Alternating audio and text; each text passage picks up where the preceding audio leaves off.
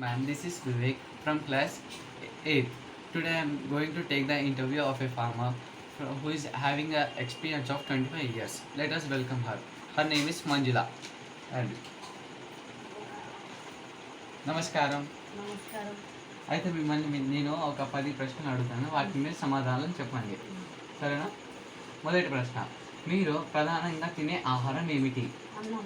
రోజు తినేది. మీ తల్లిదండ్రులు లేదా తాతలు తినే ఆహారంతో పోలిస్తే మీరు తినే ఆహారంలో ఏమైనా మార్పులు ఉన్నాయా? ఉన్నాయి. ఎటువంటి మార్పులు? ఇప్పుడు కెమికి అది ఇది కలుస్తుంది. వాళ్ళు ఏం తినేవాళ్ళు? వాళ్ళు గటక, మొక్కజొన్న గటక, జొన్న గటక, అది అన్నం తిన్నారు అప్పుడు. ఓకే. మీ మూడో ప్రశ్న, పంటలు పండించడంలో ఏమైనా మార్పులు గమనించారా? ఈ రోజుల్లో పంటలను పండించడంలో రసాయనాలు వాడుతున్నారు, మీకు తెలుసా? తెలుసు. ఇది ఆరోగ్యానికి మంచిదని మీరు అనుకుంటున్నారా? మంచిది కాదు ఇది. రుచిలో ఏమైనా తేడా ఉన్నది.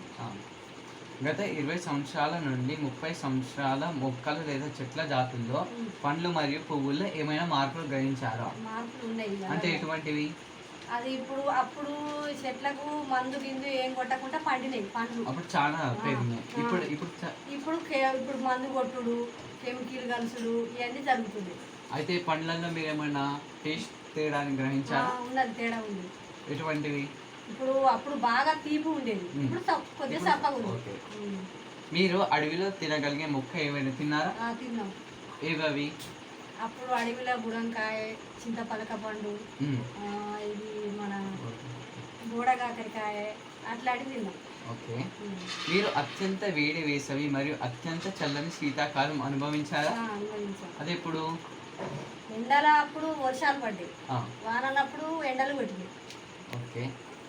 మీరు అత్యంత వేడి వేసవి మరియు అత్యంత చల్లని శీతాకాలం అనుభవించారా? కింద. ఓకే. మీరు చిన్నగా ఉన్నప్పుడు వేసవి ఎలా ఉండేది? చిన్నగా ఉన్నప్పుడు ఎండాకాలంలో అప్పుడు వర్షాలు పడేది, ఎండలు కొట్టేది. అంతేనా? మీరు అత్యంత వేడి వేసవి మరియు అత్యంత చల్లని శీతాకాలం అనుభవించారా? అప్పుడు 20 సంవత్సరాల కింద. ఓకే.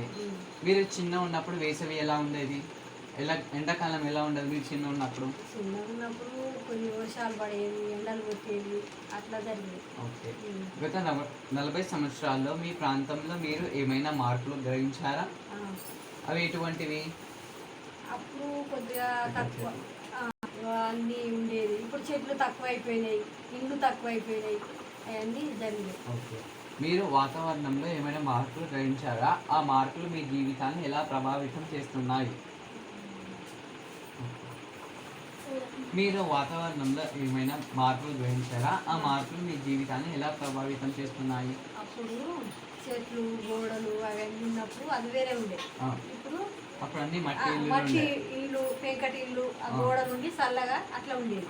ఇప్పుడు చెట్లు లేవు, బిల్డింగులు అయిపోయినాయి, అట్లా ఇబ్బంది ఉంది. ఇప్పుడు మన జీవితానికి కొద్దిగా గాలి అన్నది నష్టం అవుతుంది. మార్పులు మీ ప్రాంతం యొక్క స్వభావాన్ని ఎలా ప్రభావితం చేశాయి?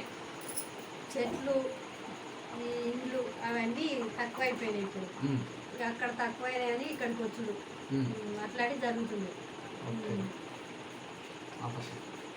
ధన్యవాదాలు మంజుల గారు, మీ విలువైన సమయాన్ని మాతో కేటాయించినందుకు ధన్యవాదాలు. That's it for today, ma'am. Our interview is done.